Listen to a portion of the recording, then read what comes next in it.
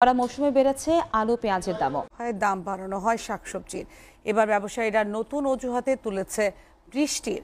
আর এই অজুহাতে সব ধরনের সবজির দাম কেজি প্রতি বেড়েছে 10 থেকে 15 টাকা। মাছের কেজিতে দাম বেড়েছে 50 থেকে 80 টাকা পর্যন্ত। এতে বাজারে আসা ক্রেতারা বেশ বিরক্ত। তারা বলছেন জেলায় মৌসুম ভিত্তিক শাকসবজি উৎপাদন ভালো হলেও সে মতো দাম বাড়াচ্ছে ব্যবসায়ীরা। এতে দুর্ভোগে পড়ছে নিম্ন আয়ের মানুষ। বাজারে অনেক বেশি দাম দিয়ে কিনতে হয়, চড়া মূল্য দেওয়া, যা আমাদের কারো সাধ্যের বাইরে চলে গেছে। এমন অবস্থা হয়েছে যে বাজার করতে আইসা আজকেই আমি আসছি যে পরিমাণ টাকা নিয়ে মনে হয় যে অর্ধেক বাজারও কিনতে পারবো না, কিন্তু টাকা শেষ হয়ে যাচ্ছে।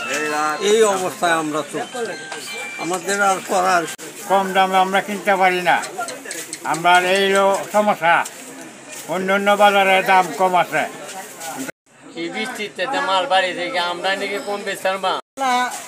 আরো থেকে দামে কিনে আনতে হয়, দামে বেচতে হয়।